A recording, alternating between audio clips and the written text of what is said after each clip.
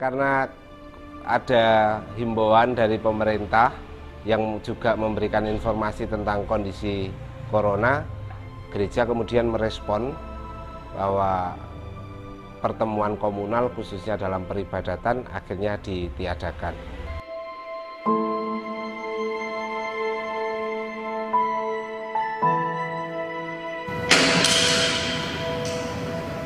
Oleh karena itu kita mencari cara bagaimana melayani jemaat meskipun tidak dapat secara komunal.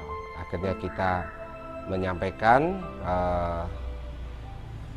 kegelisahan kita, dan kita memiliki kaum muda, kaum milenial yang memiliki kekuatan IT saat ini, sehingga mereka merespon dan mereka langsung memberikan tanggapan untuk ambil bagian dalam pelayanan melalui live streaming. Tidak apa-apa Pak, aman? Aman. Bisa diatur software.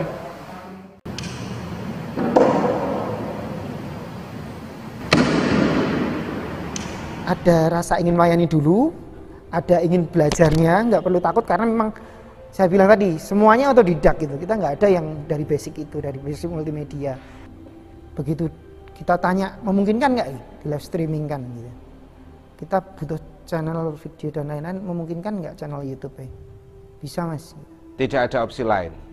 Hanya kemudian kita patut bersyukur karena sebelum terjadinya pandemi corona, kita sudah memiliki link YouTube sendiri, kita sudah prepare, kita sudah memang mau melengkapi kebutuhan multimedia, sehingga ketika terjadi pandemi kita tidak gagap. Ditambah lagi supporting dari gereja itu luar biasa. Kita butuh alat ini, itu bisa dibilang nggak pakai lama.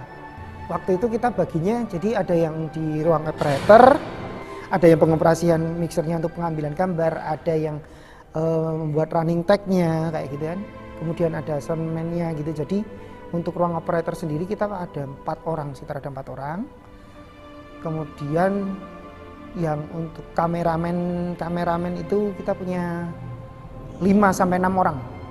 Kemudian ditambah kayak stage manager atau floor manager lah ya, sehingga pengaturan ekspresi, gerakan, tepat atau belum, badannya minggu atau enggak kayak gitu lah. Itu ada sekitar 2 orang lah yang pengarai. Tema hari Ibu Nasional ingin menikah. Ya, awal-awal menjadi sangat aneh gitu ya, dari sisi rasa. Ketika saya berbicara yang biasa, baik secara verbal, kontak langsung, maupun secara psikis ditandai dengan kontak mata, bisa menatap wajah-wajah jemaat itu, warga jemaat bisa berdialog langsung. Kali ini saya hanya menatap kursi kosong. Wonten sangat penting kawan-kawan pandemi. Perempuan juga harus berjaya. Pemahaman akan liturgi, kemudian memikirkan ini nanti pengambilan gambarnya dari mana, biar ceritanya nggak terputus, biar nggak ada sebisa mungkin, karena sifatnya live streaming belum ganti kamera, belum ganti angle, tiba-tiba dienggok kan sering terjadi. Itu memang resikonya live streaming menurutku di situ. Itu awal-awal menjadi sangat sulit, kayak semacam kemudian rohnya tidak begitu sampai gitu. Kayak kemudian menjadi sesuatu yang aneh gitu. Tetapi lambat laun mencoba membangun bahwa komunikasi itu meskipun tidak secara fisik bertatapan, berdampingan, tetapi mata ini mencoba untuk mengkonekkan melalui kamera. Kemudian mungkin untuk pembacaan liturgos, kalau kurang senyum ya harus diingatkan supaya apa yang tersampaikan lewat visual gambar yang ditayangkan dan diterima jemaat itu bisa dirasakan gitu loh. Sebenarnya yang menjadi esensi dari peribadatan itu kan bukan tatanannya, bukan bentuk ritualnya, tetapi bagaimana hati, gitu. Bagaimana sense of heart ketika kita kemudian berdialog dengan Tuhan. Konsep green screen itu kalau saya sangat menarik banget ketika akhirnya kita bisa coba kita harus punya pengalaman juga untuk green screen, jadi biar nggak ketinggalan zaman. Dengan green screen itu kita nggak ribet, tapi kita bisa memasukkan fill-in-nya gambar-gambar background itu banyak.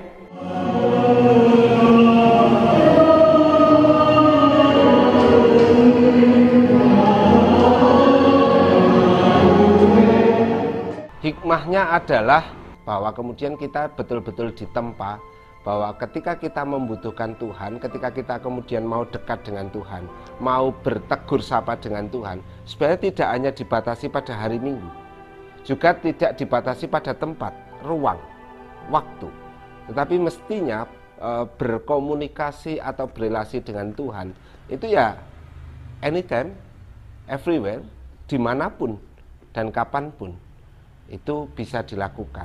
Yang penting kembali lagi pada hati. Tentunya juga jemaat lah yang utama. Saya merasa dukungan itu berarti basicnya dari jemaat. Jemaat bisa menikmati dengan segala kekurangannya. Bagi kami tim multimedia itu sebenarnya kami bisa menyajikan ibadah karena mereka berada di rumah, nonton iso menikmati gitu loh. Ya dengan resiko memang kameranya itu ya pastinya kerinduan untuk langsung bertemu dengan jemaat, karena kemudian bisa kontak langsung, bisa bertegur sapa, bisa mengetahui bagaimana kondisi jemaat. Minimal kalau saya dari atas mimbar, seringkali mata saya itu keliling untuk dalam tanda kutip ngabsen. Oh, yang biasanya datang itu Pak itu, Bu itu, saudara itu kok lama nggak kelihatan. Kemudian nanti ketika setelah selesai ibadah sambil bersalaman, saya pasti menyapa dengan menyebut nama, sehingga setidaknya saya tahu orang-orang yang hadir di gereja siapa saja, sekaligus sapaan saya ini menjadi media untuk menguatkan. Harapannya sebenarnya kita pengen komunal, pengennya komunal. Pasti jemaat ini ya rindu komunal, kalau ketemu bisa ngelumpuk bareng saling itu. Tapi sebenarnya harapan kami iya, guru pengen sing do ning omah ki iso ngrasake. Karena memang kita nggak bisa komunal, dibatasi itu ya. Setelah langsung ya tetap kita ibadah tapi berada di rumah. Harapan saya, pandemi ini akan membawa perubahan hidup yang lebih baik, di mana manusia tidak lagi berkutat pada diri sendiri, tetapi manusia kemudian semakin peka terhadap keberadaan orang lain. Pandemi ini betul-betul mengetuk kita untuk tidak hanya bicara tentang diri sendiri. Harapannya adalah akan membawa pada perubahan. Jadi bukan hanya memiliki agama, tetapi betul-betul bertuhan, berreligius. Itu Natal kali ini di tengah-tengah pandemi.